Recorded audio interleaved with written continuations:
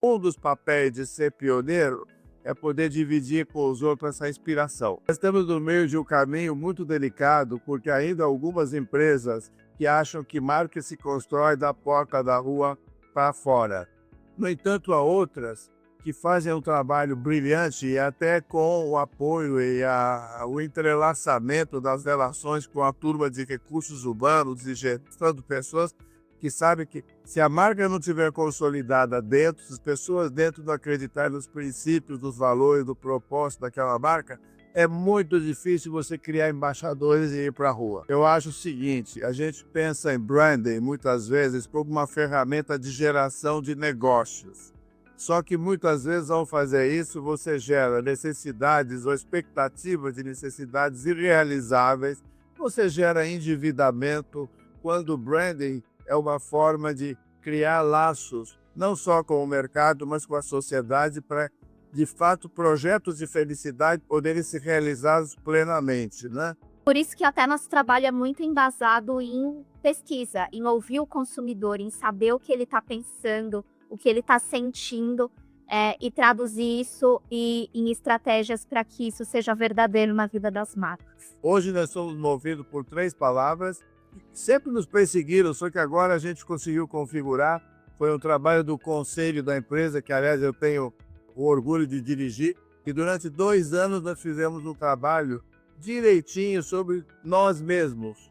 É doloroso, porque às vezes a gente escuta coisa que não gosta, mas foi muito bom. E que termina com um posicionamento ancorado em 3 palavras-chave, que é pulso, essência, potência. Ou seja, pulso tem muito a ver com o que nós falamos até agora sobre conhecer as pessoas de verdade, né? Essência, entender a partir daí qual é a razão de ser daquela marca, o que ela tem de único. E potência, como é que eu transformo isso numa ferramenta de negócios para os nossos clientes? Sempre com esse cuidado, preservar o essencial na busca do novo.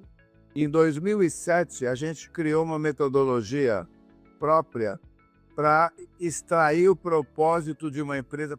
A palavra certa é para escavar o propósito de uma empresa. Porque o propósito não é uma, vamos dizer, um perfume que você aplica na flor. É a fragrância que nasce dela, de dentro para fora. Muito bem. Fizemos isso, tem uma metodologia maravilhosa para identificar o propósito de uma empresa. Quando você identifica qual é o propósito, as causas, a missão e os valores ficam muito mais evidentes que se reportam a esse propósito, né? Que é o seguinte, uma empresa que trabalhou muito conosco, agora menos, mas que está com as raízes que nós criamos, fincadas lá dentro, que se chama Aegea. A Aegea é a maior empresa brasileira privada de saneamento básico e distribuição de água limpa. E vocês sabem qual é o drama do saneamento básico no Brasil. Mais ou menos 50 e poucos por cento só da população tem saneamento básico.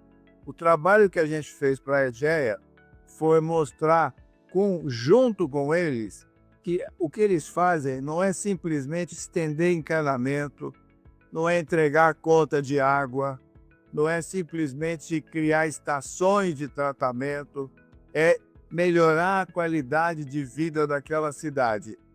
Depois de um longo trabalho, a gente identificou que o verdadeiro propósito da Aegea é traduzido na seguinte frase: a nossa natureza movimenta a vida. Ou seja, tudo que a Aegea faz está pautada por esse propósito. Então, a sua causa, se ela vai adotar uma causa, ela tem que adotar alguma causa que está alinhada com isso, né? E aí vai a inteligência do repertório, como eu disse, dessa nossa vontade de cavar mais fundo e de entender o que aquela resposta significa de fato. Já que estamos falando de frases, tem uma frase sobre dados que a gente gosta também muito, é que a gente tá obesos de informação e anoréxicos de insight. Então, quando a gente olha milhares de reportes e a gente tem inteligência artificial que coloca dados e informação na nossa mão de uma forma muito fácil, dado tem muito. A gente tem muito dado. Então, estamos no mar de dados. O que esses dados significam de verdade? Qual que é o pensamento inteligente que a gente consegue extrair de todos esses dados?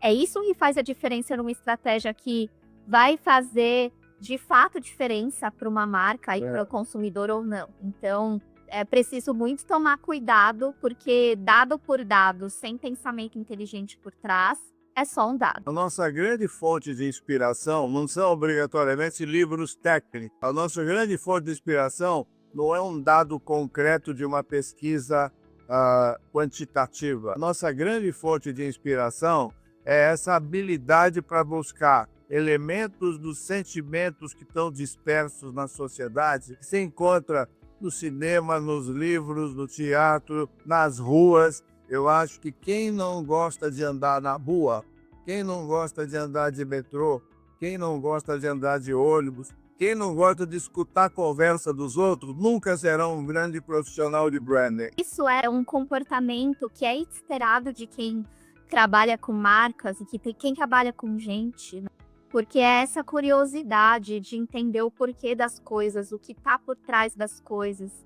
Você só, num mundo que está tão saturado de marcas, porque de fato essa é uma questão, né? A gente tem muitas marcas. Como que você encontra um posicionamento único, uma estratégia que traga diferenciação, se você não está ouvindo tudo que está em volta, não está considerando o contexto? Ter esses olhos e ouvidos abertos a todo momento te diferencia como profissional nessa área, com certeza. A gente gosta de observar e sentir o que as pessoas estão nos dizendo e aquilo que de fato elas estão sentindo. A gente aqui mesmo sabe de estudos que a gente fez com o automóvel, que é o seguinte: se você pergunta para um homem, por que você... Homem, vamos falar de homem agora. Para esse carro, você comprou esse carro.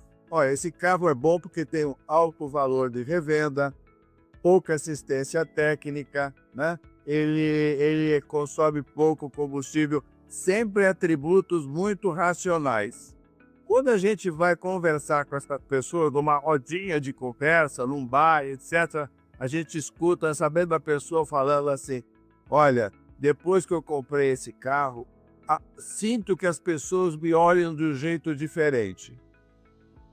Ou seja, o que ele sente é isso, né? Não adianta mudar o atributo físico apenas, né? E tem empresa que faz questão de fazer, no anúncio de um produto ou de um serviço, uma bula de remédios, né? Cheio de atributos físicos, quando o que interessa e o que move as pessoas é esse sentimento mais profundo. Então, o que eu não fiz até hoje, nós não fizemos, que a gente quer fazer muito mais, é mostrar cada vez mais para empresas que estiverem dispostas a nos ouvir que branding e a marca é alguma coisa que foi feita para gerar projetos de vida de fato autênticos, não é para endividar as pessoas, não é para criar necessidades de superficiais, não é simplesmente para mexer o ponteiro de venda das empresas. E o que a gente tem percebido, e os dados históricos mostraram de avaliação de 1.543 marcas diferentes ao longo de 30 anos, é que o nível de idealização ou de preferência, de envolvimento das pessoas com marcas vem caindo, vem sofrendo uma erosão, e o nível de desconhecimento de marcas no mercado vem crescendo, tamanha a quantidade de estímulos de marcas que são jogadas todo dia na nossa frente. Então, nós profissionais de branding temos que tomar muito cuidado com resultados desse tipo, porque eu não estou dizendo que as marcas vão acabar, não é isso, mas é o momento de tratá-las com mais cuidado ainda, porque dentro desse mundo cheio de alternativas, cheio de estímulos, você precisa voltar a fazer aquilo que o Ulrich e o Jack Trout propuseram no livro de 1980 e poucos, chamado Posicionamento. Ele dizia o seguinte, que a sua marca só será relevante se ela conseguir ocupar o espaço, aquele espaço, ele falava assim, aquele espaço de 1 centímetro cúbico escuro e úmido aqui dentro. Senão você está jogando dinheiro fora.